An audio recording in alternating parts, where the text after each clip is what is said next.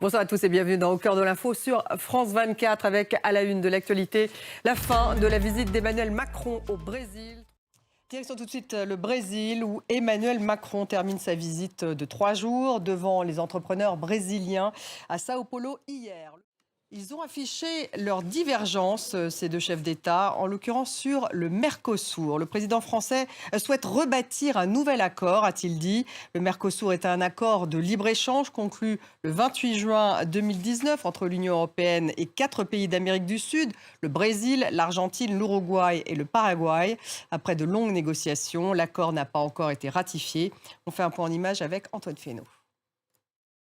Et on en parle avec l'économiste Christian de Boissieu, vice-président du Cercle des économistes et professeur émérite à la Sorbonne. Bonsoir Christian de Boissieu. Bonsoir. Merci d'être avec nous ce soir. Alors, Emmanuel Macron qui fustige le Mercosur en disant que c'est un mauvais accord, je le cite. Vous êtes un libéral, Christian de Boissieu. Est-ce que vous soutenez, vous, cet accord de libre-échange ?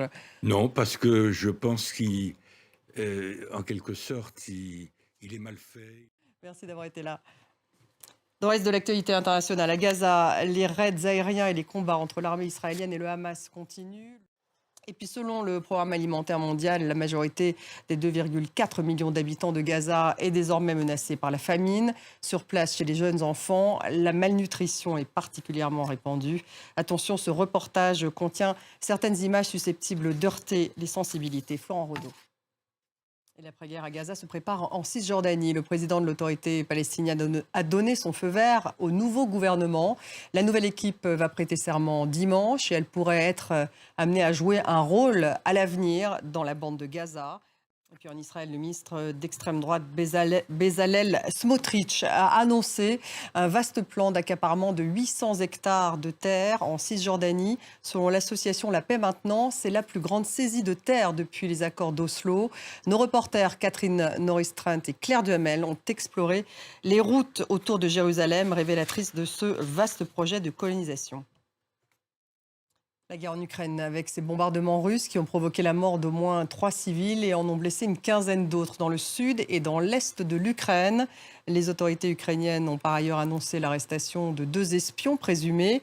L'armée ukrainienne déclare avoir abattu 26 des 28 drones lancés par la Russie la nuit dernière. Florent Rodeau. Et Donald Tusk a salué un pas en avant vers une solution sur le différend agricole avec l'Ukraine. Le Premier ministre polonais a rencontré longuement à Varsovie son homologue ukrainien Denis Shmyhal. Actualité en France, l'Assemblée nationale qui approuve une proposition de résolution qui condamne le massacre du 17 octobre 1961 à Paris.